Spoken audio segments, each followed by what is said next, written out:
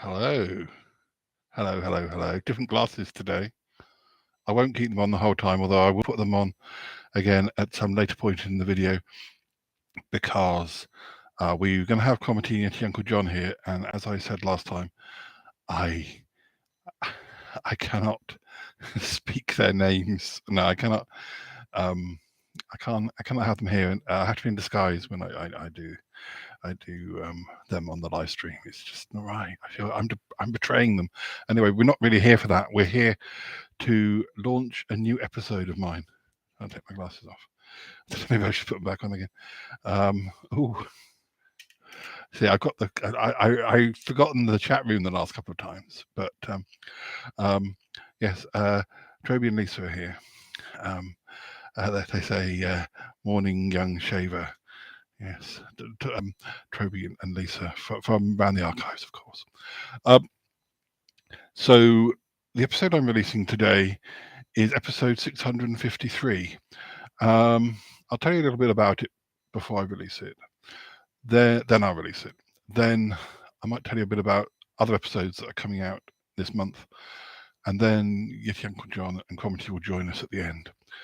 I'm particularly pleased with this episode. I'm actually pleased because it involves a lot of post-production, and usually when I come to listen to them to check that they're okay, I usually find mistakes, just little small mistakes or little bits where I've missed doing the post-production, which is understandable. But I listened to this episode this morning and I didn't notice any mistakes. The trouble is, this is an episode that features Mr. Toppy Smelly of the Smellcast, and we recorded it on Skype, and we were improvising.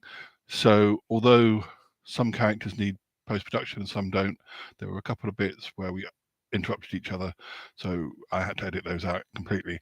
Mostly, I've managed to sort of retain everything I wanted, really. If you listen really careful, there were a couple of tiny little bits that I couldn't quite do as I want, but they're such small bits that I'm not going to worry about it. Anyway, this is one of the rare occasions where I've listened to a new episode, which I always do when it's a post-production episode, and I didn't find any mistakes. I didn't have to, because it can set an episode back going out by about 2 hours sometimes, because by the time you've gone back in, made the small corrections, reformatted it, reloaded it up, well, particularly when I'm at my own flat, my parents' internet is a lot faster, but yeah, things can be very slow. It can really make a big difference. But let me tell you a bit more about this episode 653, Bettina Evans Dupre's Cinematic Shindig, which wasn't the original title, but the original title was much more boring. Actually, I might be gurgling a bit today. I had a cup of tea, and I think it's percolating down my body somewhere. Oh yeah, it was originally called The Cinematic Anecdotes, but I do like my titles to be a bit poetic, as I'm not that poetic these days. So I'll read you the synopsis. So episode 653, in which Bettina requests that Paul help with the recording of an audio commentary for a box set of some of her movies, and so Paul calls in a few favours. There are also one or two mysteries that emerge. Oh yes. Toppy Smelly and Aunt Tappy are also on hand to attend the recording of plenty of questions to ask along the way. And there was a mysterious gentleman called Bruno in the audience. Is he just a fan of Bettina's, or maybe something more? We also learn that Dealey has many nicknames. Yeah, I have a long list of Dealey's nicknames, and I just decided that, so the episode is not at a science fiction, well, not science fiction, not at a horror movie convention, but it's being set up for extras on a Blu-ray. So that's what they wanted the feel to be, that a few people in the audience, to make it look like it was a bigger audience than was really there. And whilst Toppy and I are waiting, you know how you do when you're waiting for something to start, you talk about anything to kill the time. And I thought that it would be a good excuse to tell the world all of the many nicknames that Dealey has, because I have a long list of them. So the list goes on a bit. There are also there's some music from Muffley on Tour this episode called 102 or 102, and that comes in at about 28 minutes in between scenes. Now, the episode was actually recorded back in February, on the 25th of February, and I know, sometimes when you hear like TV shows saying, "Oh, it's all improvised," what they mean is that they've been rehearsing and they've improvised lots of bits, and they've recorded for hours, and they've just taken the best bits.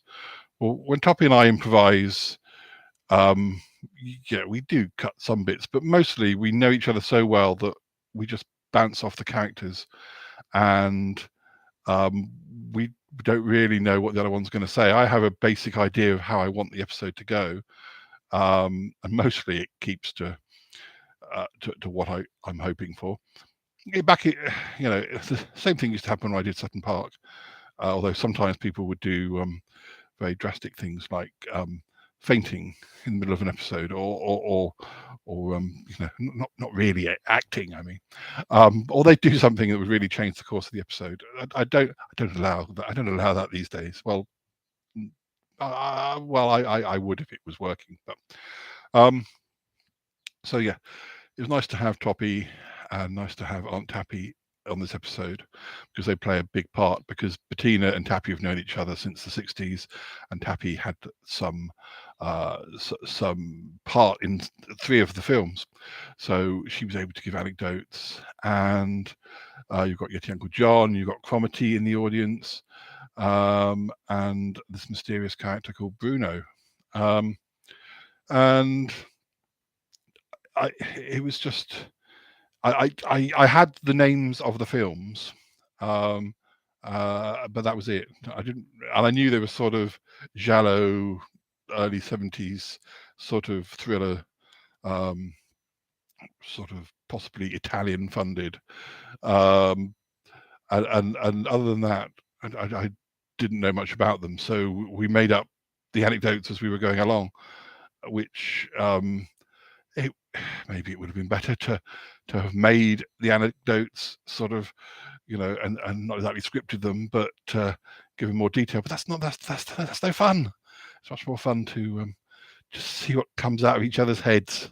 So yeah, so it's been quite a while since, February, since I recorded this one. So I'd forgotten a lot of the detail, but I knew it was a good one, because any episode where I improvise for an hour or more with Toppy is always fun to do, and usually they come out really well as far as I'm concerned, when I edit them. So I'm going to release the episode. Let me just see if anyone's made any comments, because I've been reading there are some comments. Warren says, hi Paul. Hi Warren. And Trevi says gurgle, which is there. That has been happening. Mr T syndrome, says Warren. Yeah, which is true, very true. When we play Fortnite, we often get a gurgle. Well, I can gurgle. It's not the first time. Obergurgle is a village in Austria, and we wonder how noisy it is, says Trevi and Lisa. Well, yeah, that's a good point. Right, let me release I've got to release this episode in 3 different formats, so you won't be able to see 2 of them on the screen, but I will try and release one of them on my mobile phone, so I can actually hold up to the camera. So I'm going to release the version on Libsyn first, which is all loaded up and ready to go. So I'm pressing the button now, and then Libsyn, I think, is the source that goes to Apple and all those places. So I'm pressing publish, and success. So the episode is released. into the wild. Let me go on to, I'll have to relog on here because it doesn't stay logged in very long. I've got to go on to Podbean. For some reason, it remembers a completely different email address that I've never used on this account, and I always have to change it. There we go. I can't even spell that. Yeah, as I say, I'm very happy with this episode. Being that I like old films, it's just, I love thinking up the silly names for the films. You've got The Mystery of the Screaming Hen being one of them, and actually that's the only, I didn't do any clips from the film. When we've done Bettina's films before, I have sometimes done scenes, tried to reenact scenes from the films, but it gets a bit complicated. So, but I did, there's reference made to the sound of a hen, like the sound of the screaming hen was quite notorious in the film. So I did find some hen noises or chicken noises, and I really mucked around with them and changed. I layered them 3 times and changed the pitch on them and echoed them, and I don't know what it sounds like, but yeah, I can see how it might be controversial. That's the only sort of bits that you actually hear from the scene, from the films. So there we go. 653 on Podbean. All I've got to do is publish it. Publish now. We've not had an episode out since, well, nearly a week, 6 days. So I'm glad that I did my editing well and I didn't need to go back and change anything, but I'm sure there is more in there that I missed. I got a bit sleepy when I was listening, but I don't think I actually dropped off. Not because, actually, this is the other thing. I woke up to get a glass of water about 5 o'clock. At 5 o'clock, this episode wasn't finished. And I thought, well, the sun will come up, I might just pull the curtains open. And I was sitting where I'm sitting now. And I thought, I'll just do a little bit of editing until I sort of get a bit sleepy again. 3 hours later, it was finished. But that's not what I intended. I hoped I'd finish it by Wednesday, but I finished it all between about 5 and 8 this morning. And that's with about 2/3 of it done. These episodes do take quite a long time to edit when there's post-production, but they're the most fun ones to edit. So yes, Podbean's released. Now, before I tell you about some other episodes that are coming out, let me get this screen up. Have I got any more comments? There should be a fanfare. Yes. Release the podcast. Take the money. Says Troby and Warren and Lisa. There should be a fanfare. Hey little hen, when will you lay a little egg for my tea? Well, if it's going to scream at me, I don't want to know. Now, I'm going to try and release. It's not that easy to do this on my phone, but as you'll see, you won't see. Oh, there you are. That is SoundCloud on my phone, and Patrick's just turned up. Just as Patrick took that photo. It's a cat from Istanbul, and I've been using quite a lot of Patrick's. I summoned Patrick by lifting the phone to the screen. Yeah, Patrick he takes lots of really good photos, and he lets me use them on the podcast in the last 2 or 3 months. And he sent me a load of Istanbul cats, and this is one of them. I thought he looked a little bit like Deals. Yeah, so I'm gonna see if I can release it on here. Edit track, and it's on private at the moment. So I guess if I press I'll do a little fanfare. Oh no! How'd you do that? Oh, what's it doing? What's it doing? Oh, now it says public. So hopefully, if I save that, hopefully that episode is now launched on Podbean, not Podbean, SoundCloud. So with Patrick's nice cat. Oh, don't know anything about that cat. Well, I don't know Patrick. Patrick might know more about it, but it's still in Istanbul as far as we know. So I'll do all the bits and pieces on social media after the live stream. But anyway, thank you, Patrick, for letting me use your photo. And there are more photos by Patrick to come. I've used some other cats that he's taken, and I've also used sparrows. Patrick says, "Hey, haha, wow." Yeah, I don't know much about it either. It was just passing by. But yeah, that was it's nice. Good. Patrick travels quite a bit, so and he likes to use his camera, and it's nice to. I like collaborating. Like I like doing music, and I like taking photos myself. But if I can have photos by other people, like or music, like Buffy's music, then that's cool. Oh yes, Troby needs to say yes, it's popped up on our SoundCloud feed. Hooray! They say you need a big red button to press like the National Lottery. It's true. Now let me see, what other episodes am I going to be releasing this month? Well, this is still, things change even as the month goes on. I know the next episode I'm going to release is an episode with Martin Holmes. It's our chat about sort of we're talking about music acts that were big in 1975 and 1976, sort of looking at their whole careers, not just what was number one by them that year. And then other episodes I've got lined up.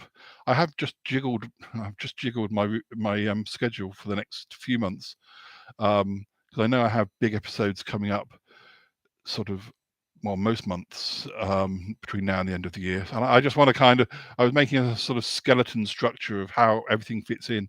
So the next episode after the Martin episode is possibly one called The Mystery of the Reincarnated Workman.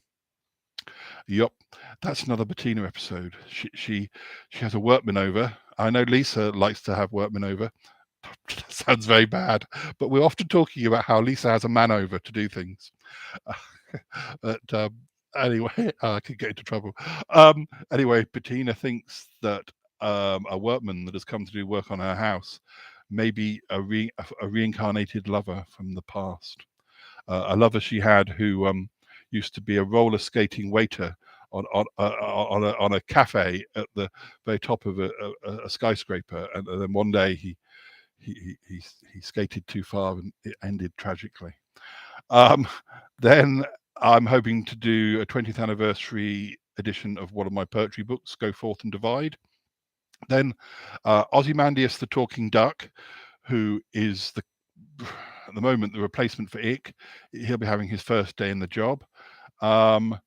Then I've done an episode with Yeti Uncle John and Cromitty doing anecdotes. Well, I think I mentioned that the last time I did a stream. And then I think the first episode of August will be our summer chatterbox, which I recorded with the guys, with the gang, just on Saturday. But again, you know about that. I've got plenty of episodes all lined up for August and September. I may talk a little bit more about those in a future stream. But before I go, well, let me see if anyone else has commented. Yes. Yeah, Lisa had a man in her garden yesterday, which is it's good, isn't it? Now I'm going to put my glasses on because Cromitty and Yeti Uncle John are here for a little bit of a conversation. I think it's nice to finish with their contribution. They didn't make much of an appearance in the chatterbox at the weekend, so yes. So here we go. Let's see what they're going to talk about this time. Oh dear. Cromitty, did I ever tell you when I was on television? I'm sorry? On television? What? Was it a police lineup or something? Cromitty, that's not very nice. No, it was not a police lineup.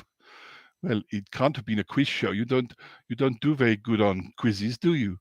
I'm a very good quizzer, I'll have you know. Well, okay. But you're not up to Callum's sort of level of quizzing. Well, no, of course not. No one's as good as Callum at quizzes, but no. I was on one of the first. I was on one of the first reality shows. I was.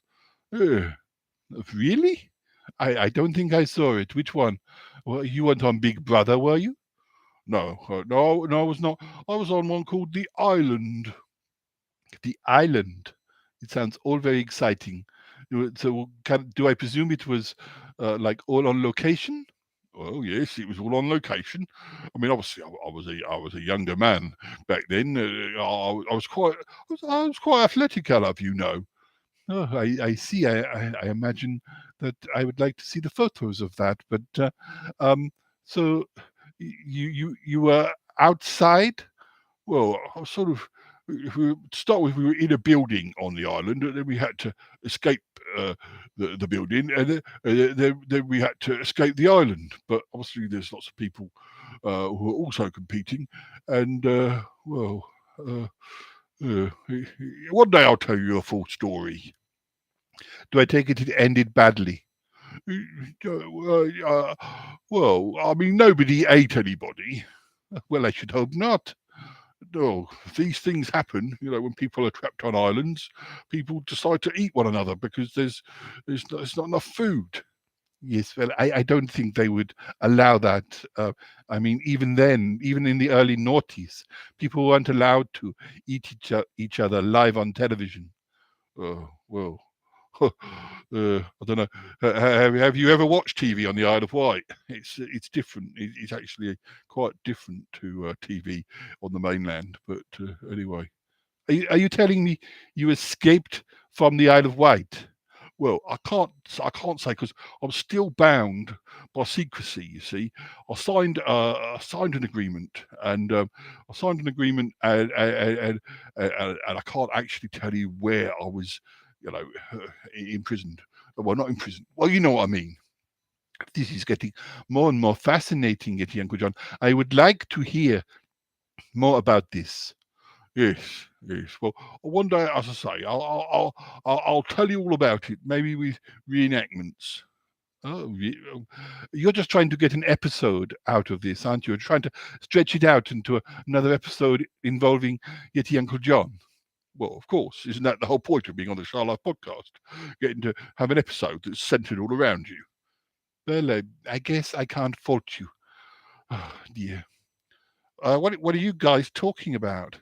Oh, Paul, there you are. I didn't see you there. I'm sorry. I've just crept up on you. Oh dear. He's always creeping, creeping and crapping and creeping. Yeah. Well, I was just telling Cromitty about the time I was on. I was on a TV program. Oh, really? I didn't know anything about this. No. Well, I'm going to save it for another episode. You know, an episode all of my very own. Yes, Paul. He wants to share his experiences, on the Charlotte podcast in the future. I'm sure he does. What sort of channel was this on? A big channel, an American channel? I can't say. The viewership was, well, you know, it was exclusive.